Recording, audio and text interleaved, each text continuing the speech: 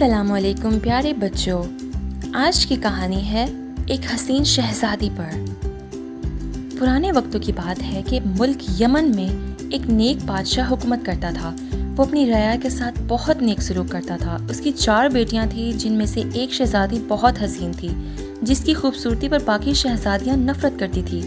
اس شہزادی کا نام شہزادی سبا تھا۔ ایک دفعہ اس کا باپ کسی کام کی غرض سے بیرون ملک گیا۔ اس نے اپنی ساری بیٹیوں سے ان کی خواہشات پوچھی۔ ان تینوں بہنوں نے قیمتی زیورات لانے کو کہا۔ جب بادشاہ نے چوتھی بیٹی سے پوچھا، اگر تمہیں کسی چیز کی ضرورت ہے تو مجھے بتاؤ۔ شہزادی سبا نے کہا، مجھے ایک گلاب کا پھول چاہیے۔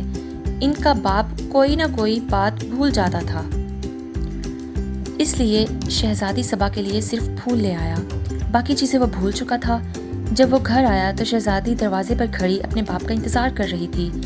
جب ان کا باپ آیا تو صرف ایک پھول کے علاوہ اس کے پاس کوئی چیز نہ تھی۔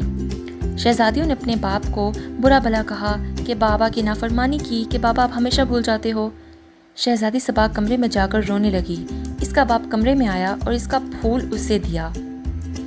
بادشاہ نے کہا، دنیا میں سب سے زیادہ قیمتی چیز والدین کی خدمت ہے۔ چنانچہ جب بادشاہ دوسری مرتبہ بیرون ملک گیا تو اس نے اپنی چیزیں لانے کے لیے کہا، مگر شہزادی سبا اس پر خاموش رہی۔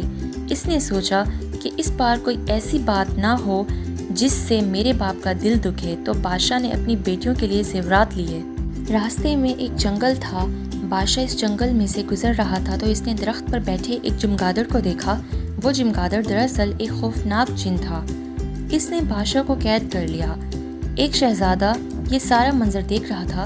اس نے اپنی تیز دھار تلوار نکالی اور چمگادڑ کی گردن پر دے ماری۔ چمگادڑ اسی وقت مر گیا۔ شہزادہ بادشاہ کو محل لے آیا اور ان کی بیٹیوں کو سارا ماجرا سنا دیا۔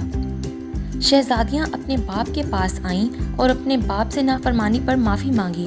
بادشاہ نے اسی وقت اپنی ساری بیٹیوں میں سے سبا پر فخر محسوس کیا اور اپنی ساری بیٹیوں کو گلے لگا لیا۔ سب ہنسی خوشی رہنے لگے۔ دیکھو بچوں، مل جل کر رہنے سے برکت ہوتی ہے۔ ہمیں بھی چاہیے کہ شہزادی سبا کی طرح اپنے والدین کی خدمت کریں اور ایسی بات زبان پر نہ لائیں جس سے والدین کا دل دکھے۔